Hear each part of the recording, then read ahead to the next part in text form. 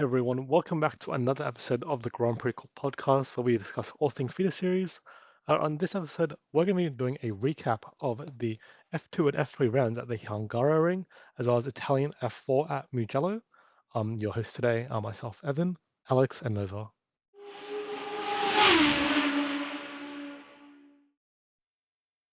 So I guess we can get straight into F2 then, and it was straight into qualifying. Man, we had a top 10 of Mani, Kamara, Leon, Dirksen, Introviv, Zach, Van Houten, Solov, Ganovic, Mini, Montoya. I mean, Top 10 of all time, I think. agreed. Uh, it's really unfortunate we didn't get to see Dunn in the top 10. He ended up P17. He had a suspension failure, as he said on his Instagram after the session. But I think just the top three alone, Mini, Kamara, Leon is just it's the concept, to say the least. It's the concept. We know that the Invicta is capable of that, and we've seen Leon set a pole before. The Miney thing definitely took me off guard. We're at the same thing that I said yesterday with Interpruvasak also being P5. How's the ART just really going off this year? And it's obviously the year where there's like drivers you wouldn't really expect, or really, I'm sorry, but you didn't really care for. Like last year, we had drivers, and the years before, we had drivers like were relevant and had like shots at F1, but now we're stuck in Miney and instant Pruvazak. Like, come on. And it's also really interesting to see like people like Solov and Mini like lower down the order. I mean, Campus had a weird strategy. Like, I've seen some people on Twitter discuss it, that they thought that if Solov was on the strategy they put Leon on, he would probably be P3, but like, we never know. I think he could have done more, probably, but also Hungary is a track that just leads to a bit of chaos every time. And we managed to get Montoya on sprint pole again. Oh god. Montoya. I guess, perfect segue over to the sprint race then, where we've got a bit more things. Montoya initially, Montoya initially uh, actually did listen to our advice, which means he actually listens to the podcast then, allegedly. He pressed the throttle and he actually got away pretty well over Mini. I think in the first couple laps, he already opened up at least an over 1 second gap. It was like a 1 point something second gap. So it was lovely. Great to see from him, obviously. Um, but then we had DRS and then gap closed a bit. But I think it was still, he pressed the throttle. So our episode title came true. He actually did learn, and he learned to press the throttle. JPM probably very happy that he finally did that for once. Dunn as well. Dunn's entire race was just. I think his suspension was still pretty messed up, and I think Roden just didn't. I guess didn't fix it properly, or maybe they couldn't, something along those lines. But he had a bad race. Clearly did not finish in the top 8 because I don't have the results here of where he finished. But yeah, bad time for him still. After everything happened in qualifying for him. I mean, if Montoya listened to us and like we got him to personal throttle, maybe it's time we start giving more advice. My next advice would be stop crashing. Like, we all just gotta be a bit more down to earth, a bit more safe. Don't try any huge moves the way Solov did on Montoya. Like, it was surely moved like down the inside where it's like, yeah, that's a Red Bull move. But it was a move that was not necessarily needed for the championship. Let's just say that, because did we go through the finished did we go through the final race results? Well, yeah, let's go through the top 8 then. So we had Mini winning the race, Bogdanovic Van Hopen on the podium, Kamara, Mini, Interpruvazak, Dirksen, and Stenshorn to round off the top 8. Because Solov just pretty much absolutely threw away a podium there. Due to that, obviously, Kamara also gained positions for free. Mini had more points for free that, if he would have been on a podium, like Mini would have gained like 2 or 3 points in him or something like that. But now that he's off the podium, it was like 10 points gained him. And it's always go for the gap, go for the win, I get it. But simultaneously, I think in this case, going for this gap, and if you know it's Montoya, and Montoya is maybe not the one driver that always is the best at also, reacting to what you're going to put on the track, maybe it's time to be a bit more safe, be a bit more in touch with your safety side. Look, safety is great and all, but it also doesn't give us the absolutely interesting moves that we see. Like again, like we mentioned with the Montoya Solov incident, which he did actually once we got into the feature race. I think from what I can recall, he actually did get that move done, and he got it done properly and safely this time. Yeah. But if it were all that safe, then we wouldn't have even gotten that move at all this entire weekend. So The thing's just, I actually pretty much, I think Solov is a good driver, and I think interesting because, he's in conversation to be potentially up for an F1 seat.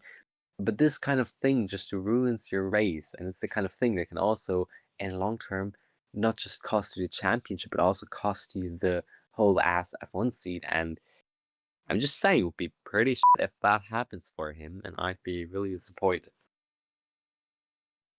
predicting all the F1 data accounts reposting that incident and that move and that crash and being like, he's so bad, he doesn't deserve an F1 seat, blah, blah, blah. That's how the cookie crumbles, though, with those accounts. Anywho, we're not we're not a podcast about F1 accounts. I'm We're a sorry, podcast I'm about Peter sorry. Series. But no, that's what I mentioned it anyway. But moving on, I guess. Feature race. Again, we're going to top 10. That was Leon, Miney, Mara, Van Hopen, Interprivzak, Boganovic, Stolov, Dirksen, Mini, and Bennett. And I'm pretty sure that is corrected. Also, just to mention, Stolov got a 5-place grid drop for the incident with Montoya in the sprint race. So he started 5 places below where he actually qualified and is what was meant to start. On the bright side, for every time that I complained about Solov not doing a move right, Kamara also got dogged on by Leon and Miney. Like, usually I would say, hey, like, I always say, hey, if there's like a great driver, it happens sometimes that you are unlucky and someone maybe crashes you, you don't have the pace. But if you're Rafael Camara and, like, again, I'm sorry, but if you're in view for an F1 seat and you're getting, I mean, I don't want to get bad rap again, but I swear he had a fairly slow start in comparison to Mine and Leon, who got away. At least it looked to me like they got away pretty well. And that's just the kind of thing that you don't want to happen, because at this point it's getting embarrassing. You're in F2, you really need to make sure that does not happen, because again, for him, that just cost a lot of points that he could have on Solov, who had a really shitty weekend. Speaking of bad weekends for people, not Belinsky, Goethe, or Senchon's weekend overall. I know we did say Senchon finished in the top 8, but Is it ever Goethe's weekend?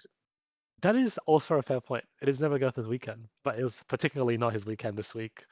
But Belinsky had a bad. He just couldn't get away on the start, and then something happened to him. I think he went in the pit lane. I think he did get going, and then He did. He missed the formation lap, but then he had to start from the pit lane, but not his weekend. bad weekend for those 3, but expected weekend actually for Goethe, technically speaking. So, I think overall, very little actually happened. Like, Solov got a handful of moves done, but like, it's against like back markers. So it's like, wow, he got past Nicholas Verone. It's just like I like him, and like also the Bananas Fort. That's like nothing. It doesn't mean anything.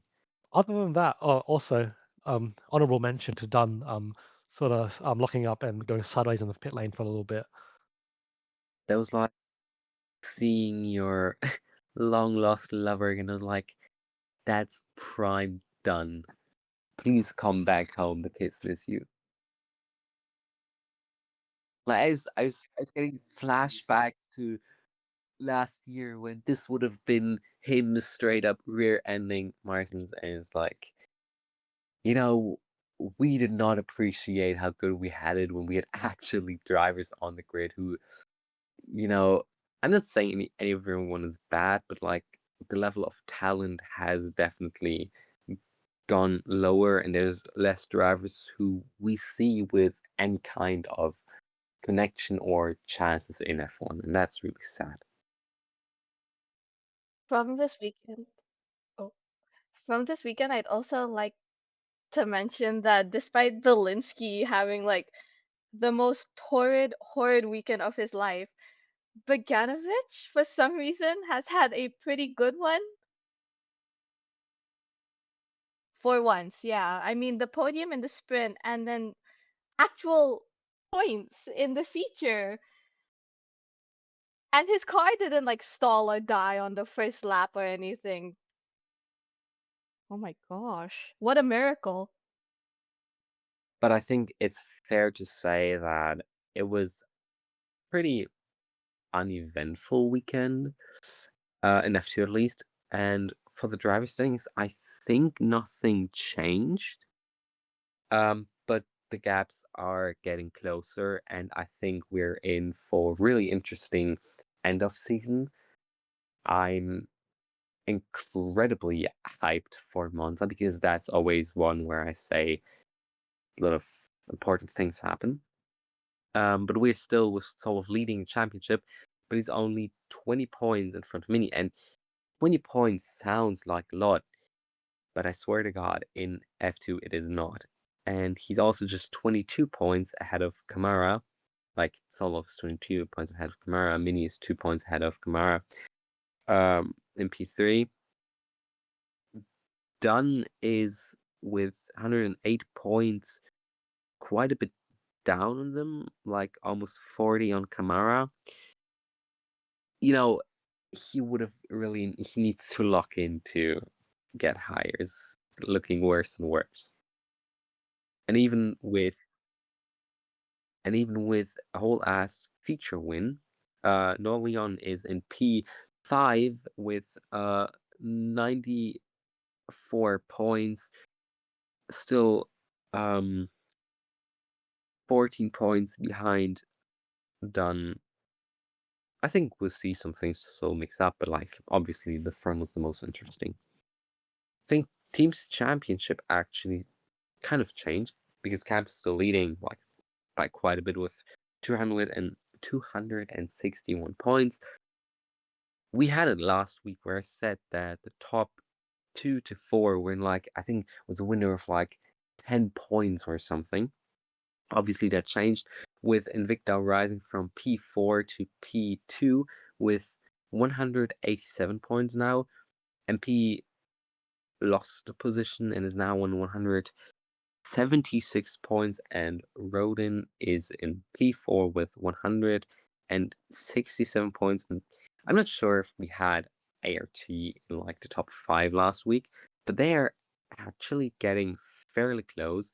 And if we keep these results up, they could even get into like the top 4, maybe even top 3 of the championship, because now they're in P5 with 147 points, roughly 30 behind MP in third.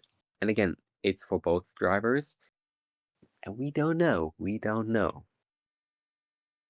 I think it's time we go over to F3 and consider whatever that qualifying result is.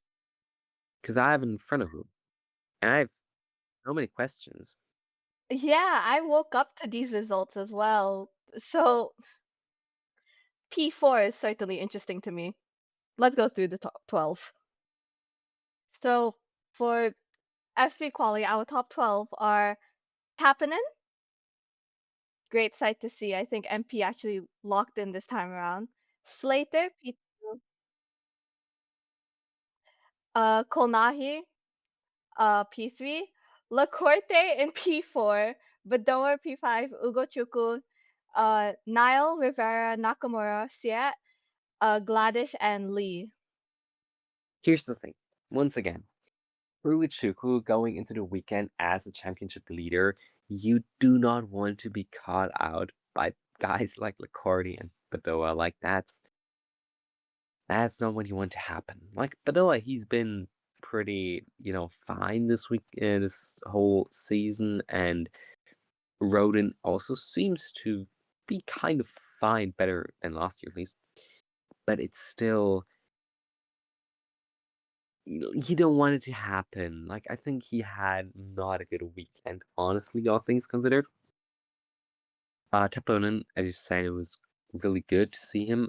MP still whack with Gisty in, I think, like he was in like P14 or around that area somewhere. It was really disappointing to see him not, but I swear he hinted that there were problems.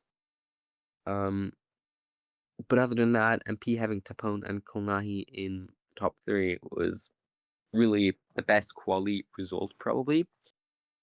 But also kind of sad because Taponen, Kolnahi, and GSD are probably the lineup that I've seen a lot of people say it preseason, and I agree. It's like the lineup with, even if we have other teams where like Slater, I would say, has a higher overall best what he can do. It's the lineup with the overall, best combined drivers, because every other lineup has like at least one driver who I'd say they're not as strong. They're like weak. And even if you say like MP, it's kind of not all 3 generational talents, which is totally fine. It's still 3 really talents who are here because of their driving, not just because of money. Technically, everyone's here for money, but you get what I mean. Yeah, yeah, I do get what you mean. MP does have the overall. I'm not gonna say best or strongest, but combined, yeah, the results should show more than what we have right now. Yeah, like if we assign everyone a number based on how we rate them, theirs would be the highest in team thing. Anyways, sprint. Sprint started with a lap 1 collision between, I think it was Gladish and, was it Chi? Because I think Lee got away. Yeah, he got away. But it was Chi, Gladish. Was Nakamura involved? Okay, so this is the thing is that the original incident that was like under investigation, it said Gladish and Siet, but Nakamura was the one who was crashed off. So when Gladish got out of his car all mad, the the car next to him wasn't the dams, it was the high tech of Nakamura. So and it's really hard to kind of, I suppose, explain what happened because there were like 1,000, not 1,000, but like obviously it was the midfield area, so there was like at least 7 cars swamping that one corner, and it's just quite hard to see what happened. But I think, yeah, I think it was just a lot of domino effect. It seemed that Gladish was just a passenger for the ride, quite literally. I don't think he could have done avoiding action.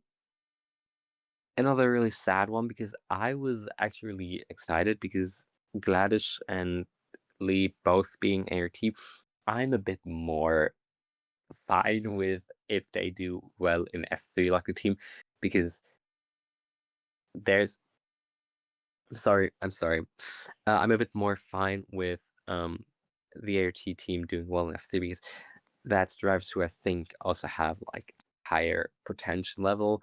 And I was hoping to see double podium at least, but with Clash crashing. I was a bit sad for him because he also seemed really pissed, and it was really a weekend to forget for him. But who was able to profit from the situation was once again Teofil Nail, who won the. Did we go through how the race ended? I don't think so. So it's time. So it was won by Teofil Nail on the podium, joined by Kenneth Lee and Rivera, whose first name I sadly forgot. I'm sorry. Ernesto Rivera, good guy, good guy. He's really, getting the points also for Campus, who's once again locked in team. The rest of the points go to Colnahi, Badoa, Taponen, Lacorti, and Wharton, which certainly is a combination of drivers. The bottom of that top 8 is certainly something. The thing is, what you might have noticed now is that there's 2 drivers missing here that you would usually expect to see in the points are championship leaders, Slater and Uguchugu. Slater, starting from P11, had, a time anyways, because what do you do starting from P11? Not a lot. Especially on the Hungaroring, which is famously called Monaco without walls. There's, even here, we saw DRS trains. It was pretty mild, everything going. It's not a good track for overtaking. Anyways, this was not helped by the fact that Uguchugu, who did go into good position to start, got a radio call being like, hey, take care of your tires, like there's a bit of tire degradation. You be careful about it. And because, we're in F3, we're all grown guys, we know how to do this. He answered with, I know what I'm doing, let me do this. Turns out he didn't know what he was doing because later on his tires were dead and he was just dropping down like dead weight. But at the very least, for himself, he was able to kind of keep Slayer from pushing further and kind of boxed him in a way, which was, again, able because of that DRS train. But it was just one of those moves where I again thought, as at the time championship leader, do you want to do that? Like, do you want to win your championship? And I've said it, be safe, like don't crash at your opponents, but also maybe don't overpush your tires. When his teammate, Dave Lynn, who started 1 place ahead of him, won the race, he didn't get points. There is something to consider here. Yeah, I think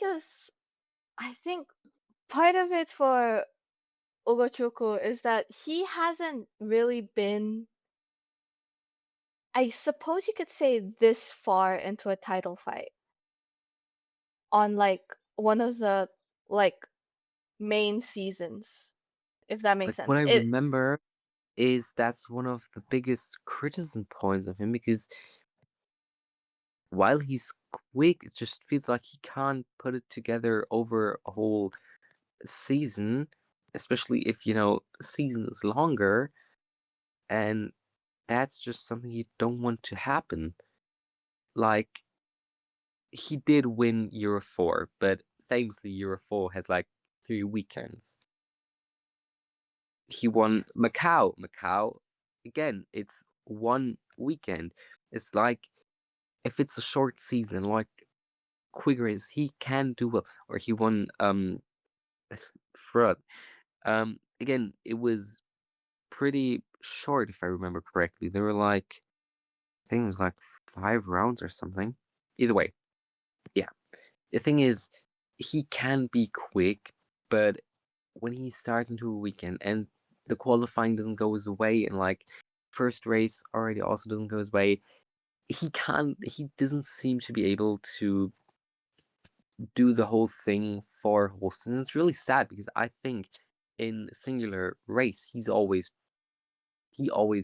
has the pace and he always has the ability, but I'm just continuously, kind of like what are we doing here?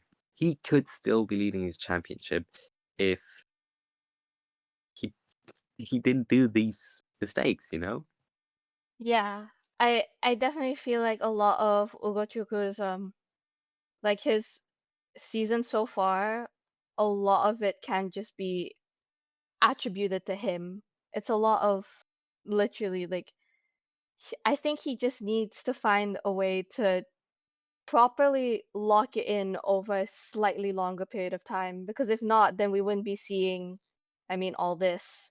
Because he had it at the beginning. I mean, he definitely has the talent, and I think he's definitely a driver that a lot of people like because they know that he should be able to do it. He just has to do, something. And either ways, I think it's time to go for the feature race because, as I've spoiled, Slater took the championship lead by winning the race and being his first feature race win. It took a lot longer than we expected. Yeah. Especially for someone who's in a Trident. And also, in general, he's Freddie Slater. But I'll argue, like the Trident thing, I'll argue that even though I'm a Caps this season, like I know a lot of people being like, "Oh my God, Trident and Invictor are the fastest," and Invicta's still over single lap, yes. But I think that honestly, the Campus this season is better than the Trident in F3 because we see it that the main thing, the main problem that Ugochukwu and Niall have is that they are, in my opinion, too crash prone. Like, there's too much going on there. Rivera, who's, unless I'm absolutely talking bullshit, wait, let me check before I say something completely wrong. And we can put that down on the list of Googling. Yeah, Rivera, who even missed the first round, he's like in the third campus, and you think he's like the weakest campus. He is still. And I mean, you know, Trident drives, we can discuss that, but I think he has had quite a stronger season than, like, compare him to Strumstead, who's also in the Trident, but not doing what Rivera is doing, even though he has more experience.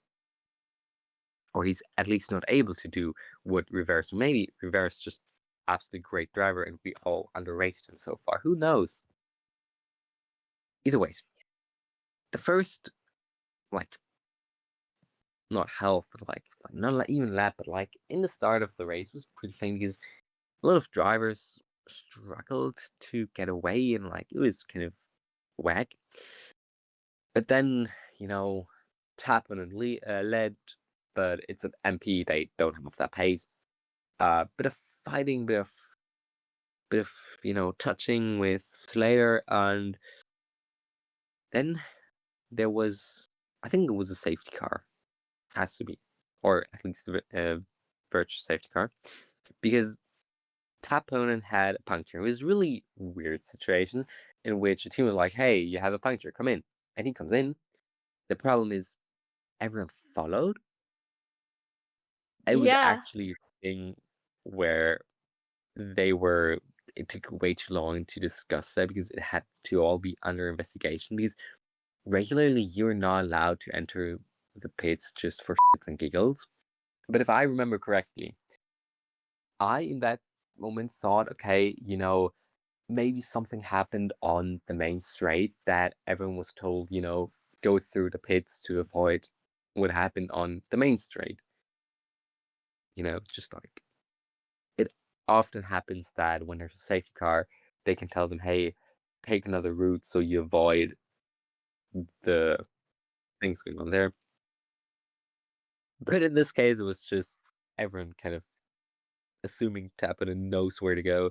Tappinen just wanted to do a pit stop. I mean, I guess I don't know if it's better or worse for him because on one hand side, he had to leave a few guys through because he couldn't just rejoin right when he was finished. But on the other hand, regularly, if everyone would have gone over the main straight, he would have ended really dead last. So I guess he was kind of lucky in that regard, that even if he got that puncture, everyone else was stupid, so he was still in the point positions later on. Well, good for him. Yeah, it was like 26 cars. Like literally the whole grid just followed him through and decided, yep, that must be it. Not been told anything, but that must be it. I genuinely believe that if just like 3 or 4 guys would have done this, they would have penalized them. Like, I genuinely believe that, because the problem was that if the 26 cars do it, the only cars that would have not been, or that weren't investigated, were Taponen and the guys that had already DNF'd. And if, I don't know what the regular penalty for that would be, but if we say it's like, I mean, in this case, they take it as like, my God, it just happened because it happens to the best of us. That is not a good explanation, in my opinion.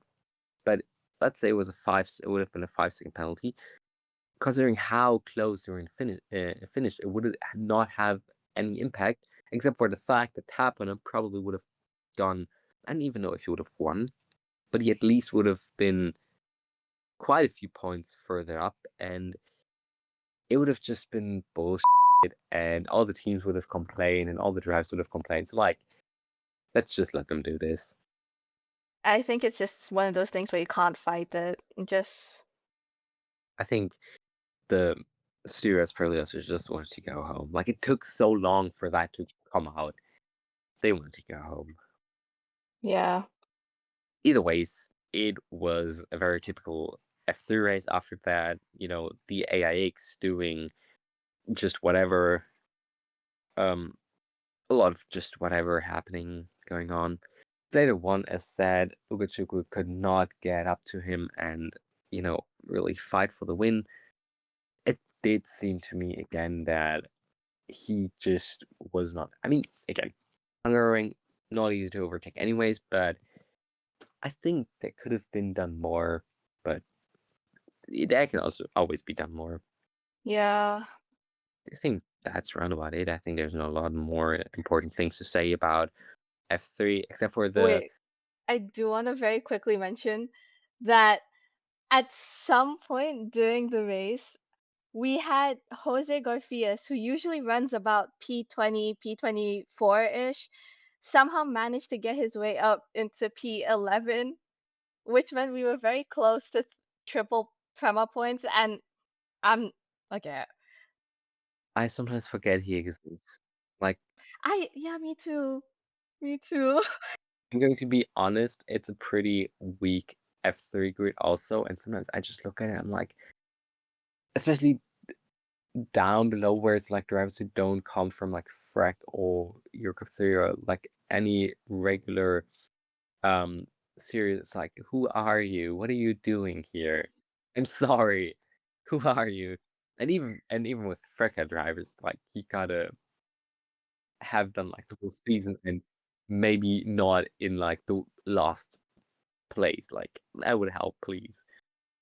Anyways, championship standings. Slater's leading now with 130 points to Ugochukwu's 122 points. They're pretty far set off, but nothing is said yet with Niall, who's in P3 with 75 points and technically could still, win it all.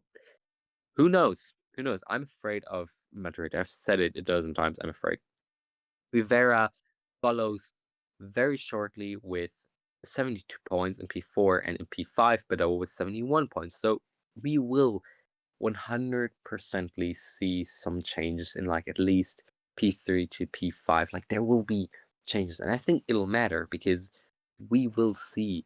I mean, I'm just saying, if Rivera finishes in the top 3, which can happen, I think it makes his likelihood of going to F2 instantly a lot higher than right now, where I'm still kind of assuming that he will repeat F3 in hopes of like genuinely winning it.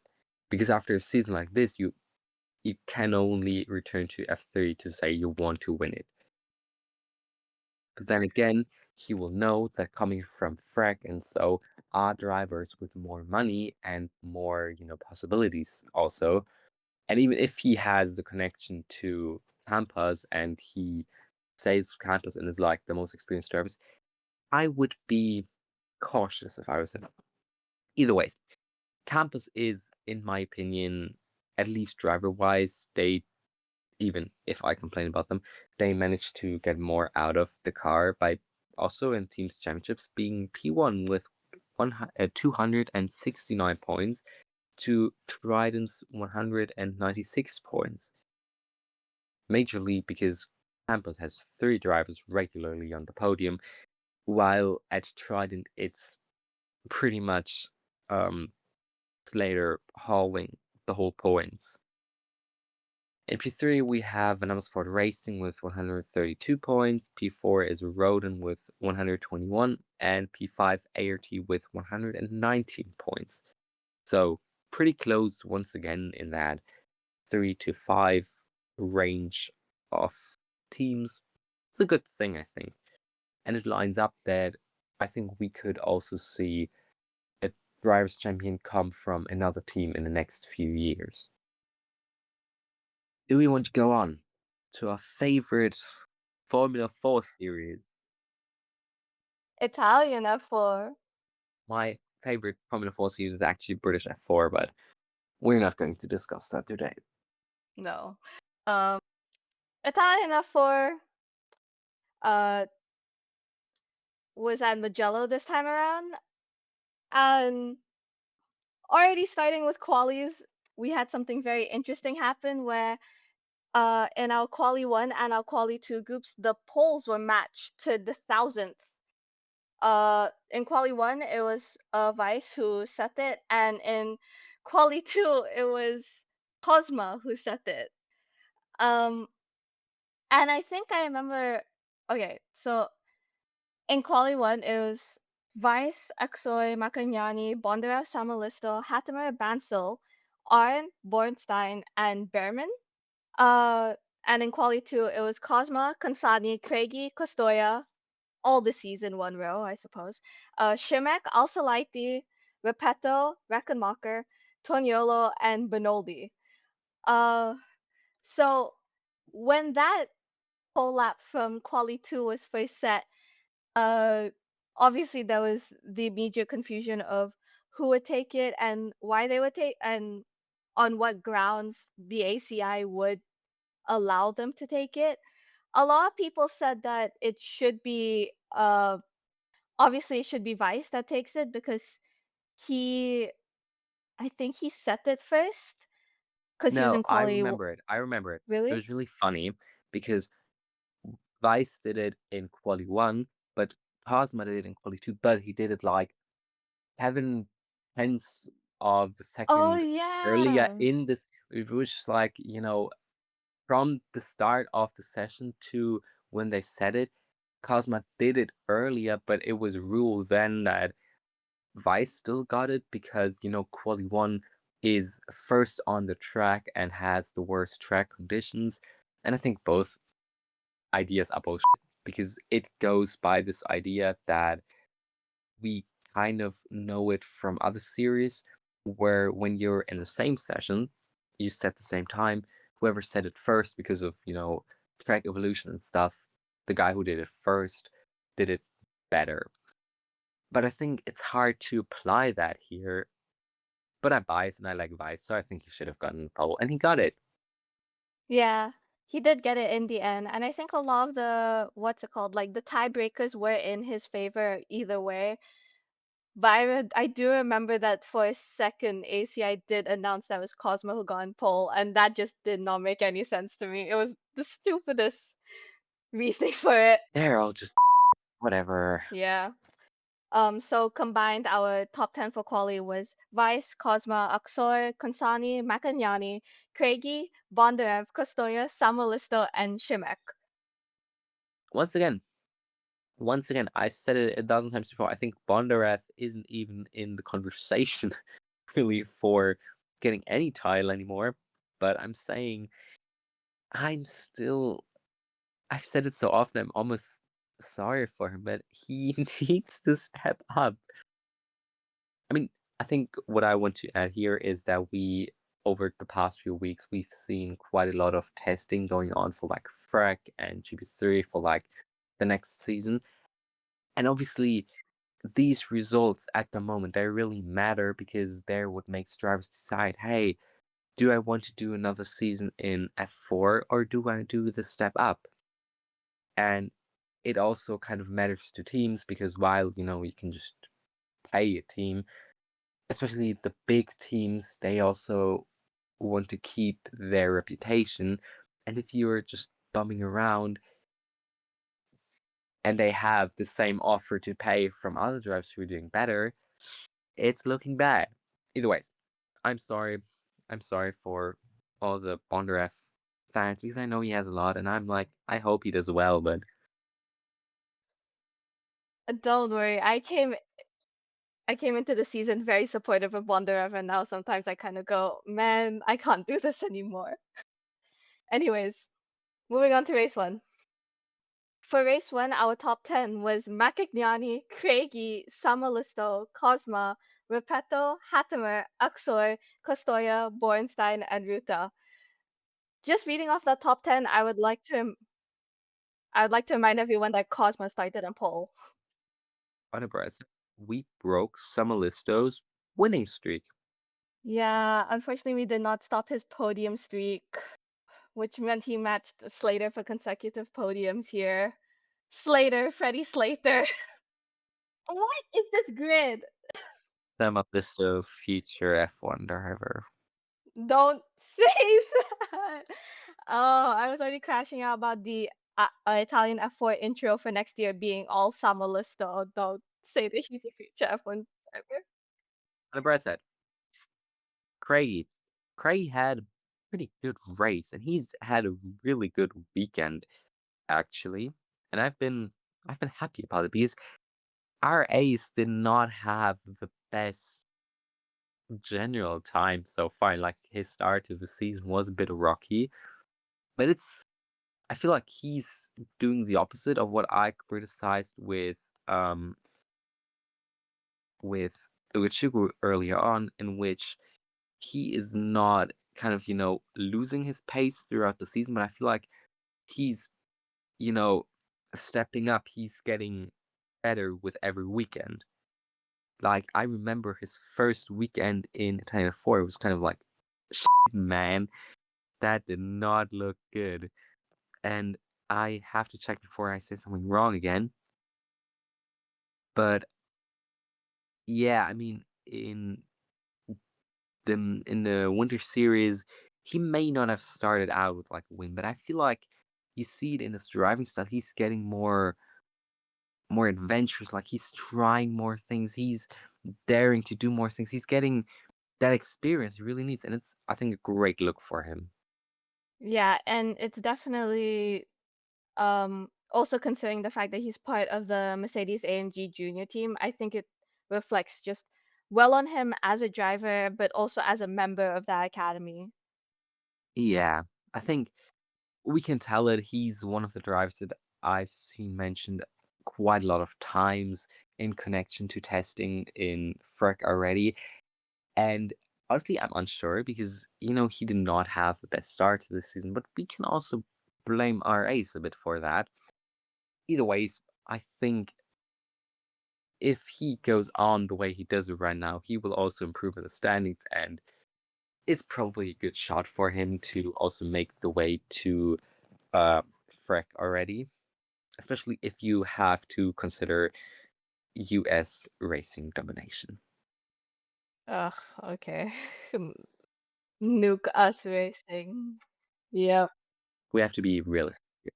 What does he want to do? Does he want to do our ace or something in, because I heard the rumors that he would do our ace in Freck, or does he want to do US racing just to like gain the title? But our ace is the Mercedes Junior team, so like let's be realistic here.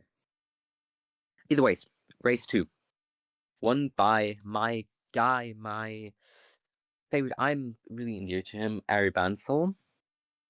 great guy, I think. Or I'm going to be, like shot by Robin if I don't mention it. Andy Consani would have been Oh, P2 if it was not for the fact that Vice had a horrific weekend in which he actually started on pole, but Consani kind of like, touched him a little bit, led to his like tire exploding or something. I know it was not exploding, but it was like he DNF. That was not good. I like Vice. I like Consani. I like both of them. I enjoy both of them. The question is, was this worth 25 seconds and penalties? Because I don't think so. I have never seen someone get a penalty like that for, you know, something like that. yeah. I heard people say it might have been because IF4 goes under that whole like repeat offender sort of thing. So if you've done it before, they're gonna make it harsher on you the next time around. But I've never seen that on anyone else in the series.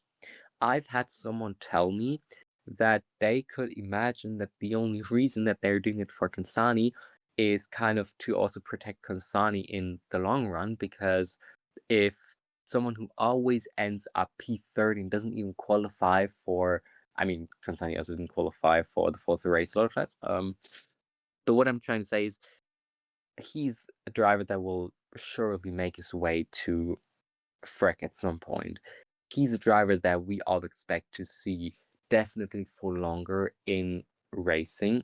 And they said that the one who told me this and the one who, mentioned thinking that way just said, when you have 50 drivers and you have like every single race ends with like at least 5 DNFs, and you have to rate between this guy who's like doing his first ever F4 race, who will probably not even go to a frac. Do you want to give him the big penalty if you're already annoyed by him? And you just know they're going to do it anyways again and it won't help? Or do you look at the guy who's, doing pretty well actually, but he cannot keep doing these things, and you give him one penalty and hope he never does it again? Yeah, hmm. Because at first I was like, that's absolute bullshit. But then I thought, if I was a steward, maybe I would actually, get down with it. I would understand that. I would maybe actually think the same. Because right now it's P2 in Italian for like whatever. But if he does shit like that, say in the F3 final, and he loses the title that way, it's shit. But now he's like, I can never crash another guy again. 25 seconds. Yeah. Gotta be harsh on them kids. Either ways. So the final podium was, as I've said, Bansel win, great. Like Bansel, great guy. I hope he does well. Pretty sure he was also mentioned in connection to Formula Regional already. In P2 we had Magnani, P3 Cosma. Rest of the points go to Bondarev, Savinkov, Kostoya, Behrman.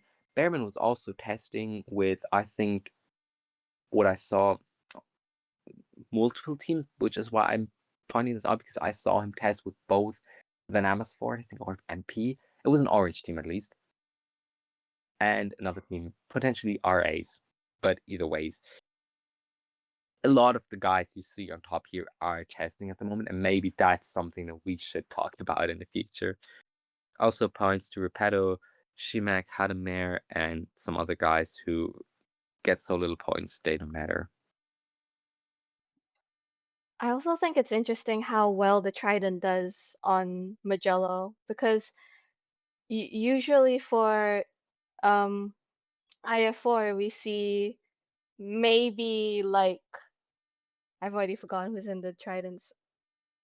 You see maybe Hattemer get into the points, but w- at this specific round, and I think it kind of shows in race 2, like a lot a lot of the like not lower cars, but yeah, cars like the Trident were getting like pretty consistent points. Like I meant, like not I mentioned, but um, Repetto, who's pretty okay, like got like higher points this time around, and I thought that was quite interesting.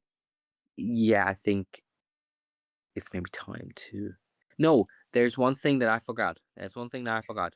Oh my god, don't make me forget things. If we're already talking about PHM racing, we should talk about Emma Philbermeyer scoring another top 15 result. To be precise, 14. Which is, also not like a lot, but it's PHM.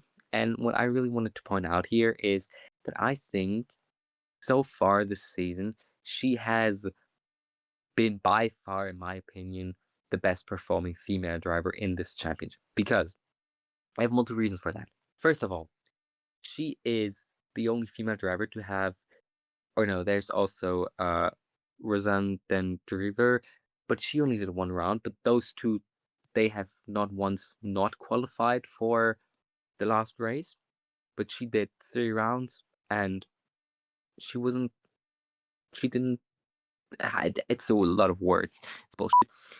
She also has 3 times finished in the top 15, which again, it helps. But more importantly, she's been almost exclusively been like, I think this weekend was once again where she was like the second best PHM driver. And, some of her teammates are questionable. They have less experience than her and stuff. But I think it's a good sign that she's, up there and can be somewhat on pace with her teammates and, can fight further up, even if she has bad luck at sometimes. If we compare it to other drivers like Peyton Westcott and Emily Cotty, who are both with RSGP, who I definitely expected to do better because just by technicality, their cars are better, but both of them haven't qualified in certain race fours, have only gotten points once, both times in P15, while Emma Philbermeyer's best finish was P14 twice. We have other female drivers who have only done one round, like Rosanne Driver and Zoe Florescu this weekend, who I'll also talk about later when we talk about race 3. And Rafaela Ferreira, who has the unlucky record of just never really finishing well. Like, that's just sad. I'm sorry. Please improve. Either ways, I think Emma Philbermeyer has shown some great things, and I hope that we see her pop up when it comes to the testing for Formula Regional, because PHM is not, a good team. There's like, if you look at their team standings, it's regularly just in that 10 to 15 position of where they get their points. And she's one of the drivers that does help them score points in, the teams championship. As you've mentioned, who was it?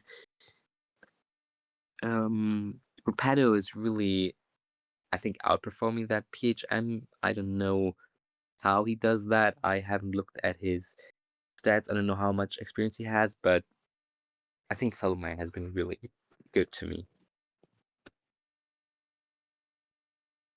Yeah, so race 3 started on the safety car.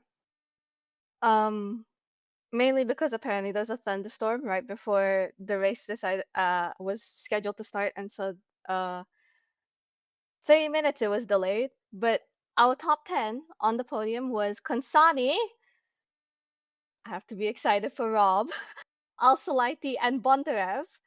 And then for the rest of the points, it was Craigie, Shimek, Aksoy, Killian, Samalisto, Arn, and Bansel. And I noticed it. This is kind of how we expected the championship to look like. Not like look like from the beginning, like this trend of Konsani and Bondarev on the podium, and then Craigie and Aksoy somewhere on like the rookie podium.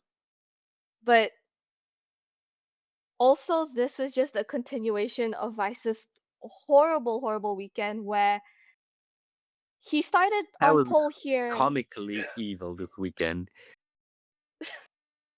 and then within like the first few laps, he's already out. I It was just so bad, and within that few seconds between him being out and then the safety car being called, I think it was because it was wet and everyone who managed to do anything between in that time were on like wets for tires. Because Vice was out, and then before safety car was called, Shimek, Arn, and Kansani was on slicks, all managed to overtake Alpaxor, who was leading from Vice. And so, honestly, just so weird. Such a weird race. Such a weird start to a race, actually.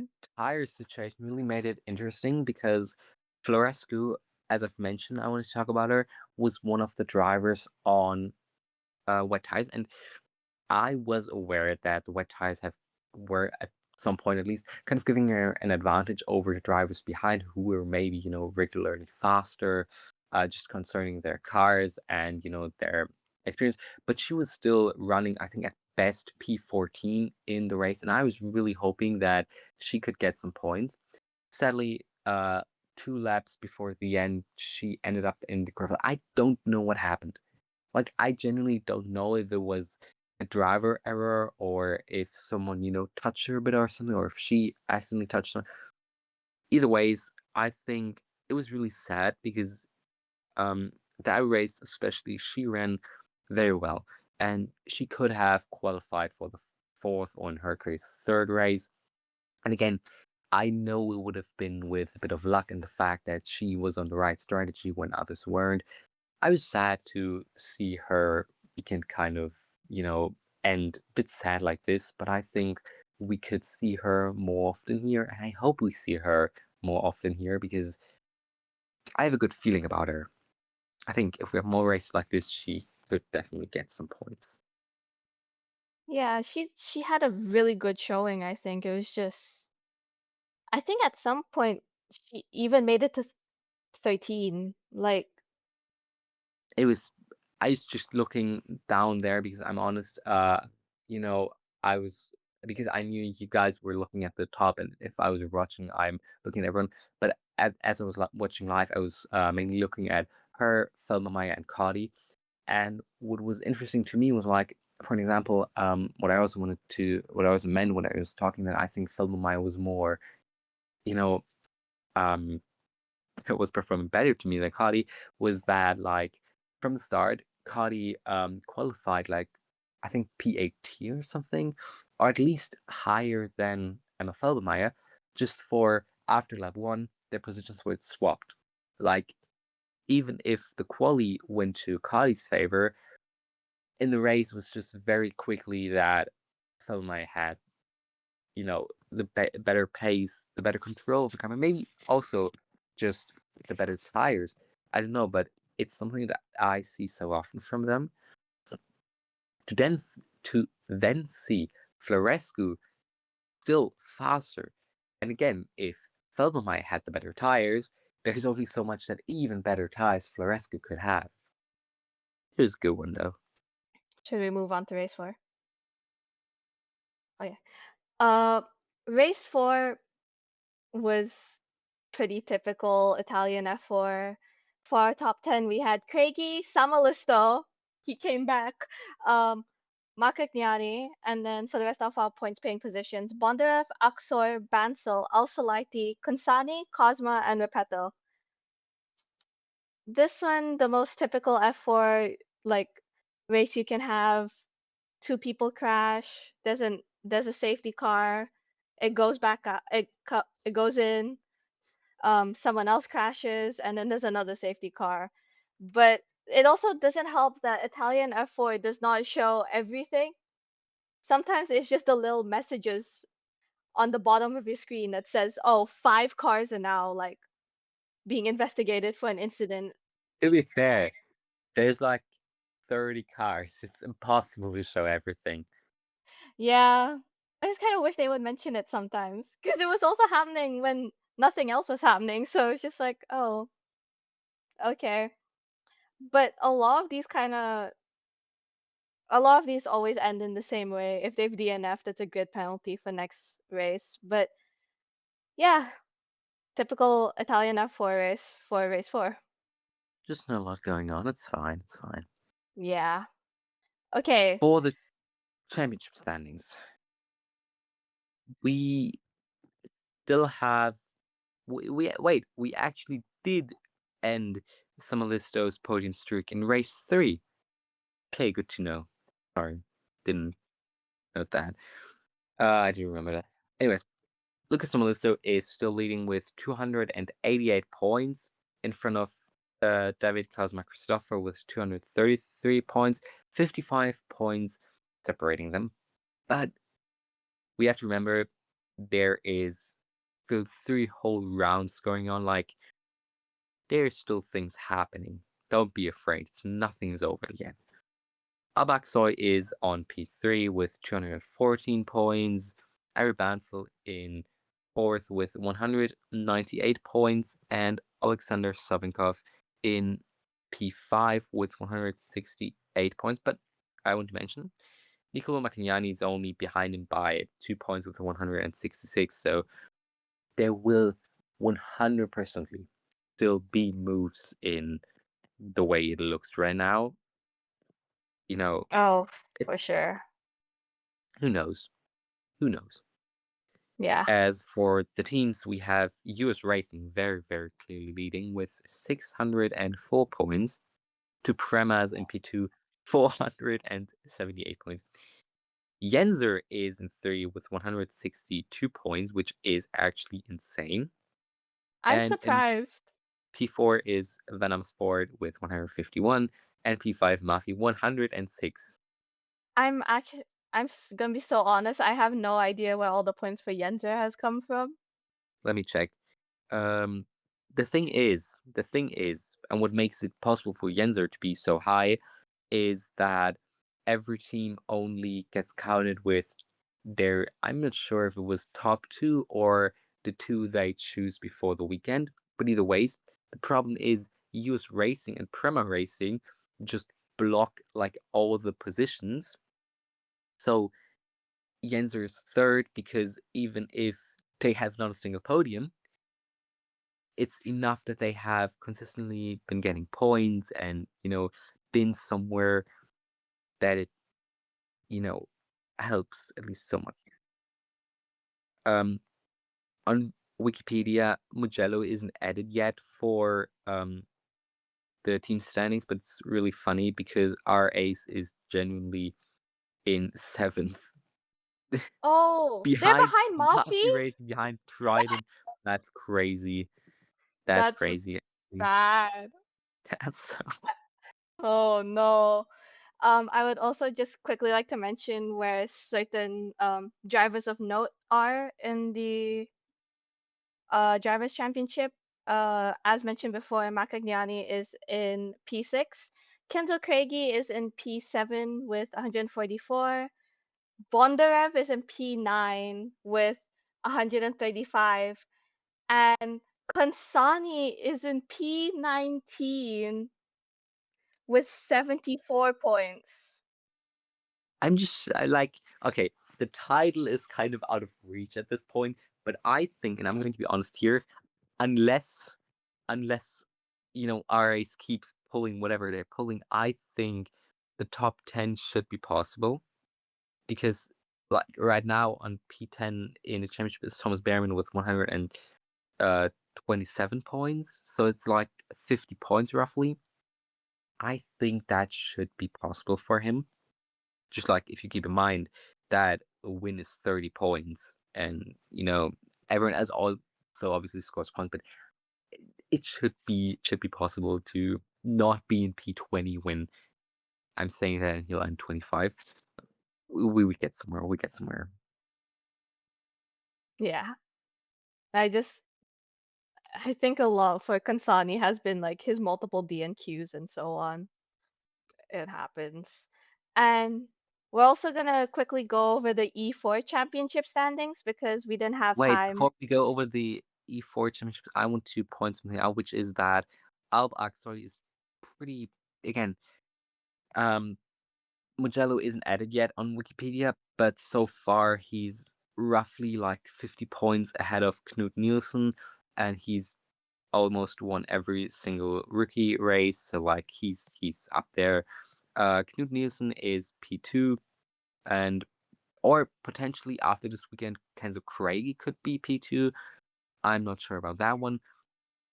He's probably P2, but just to mention, just to have it said out loud. Yeah. I'm surprised Nielsen even was P2 in the first place. But yes, just quickly going over the E4 championship because last time it happened down at Paul Ricard, we didn't have time to go over it. So for our top 5 drivers, we have P1, we have Kenzo Craigie with 138 points. P2, Samalisto, 124 points. P3, Alpaxoy, 112 points. P4, Konsani with 82. And lastly, Savinkov with 78 points.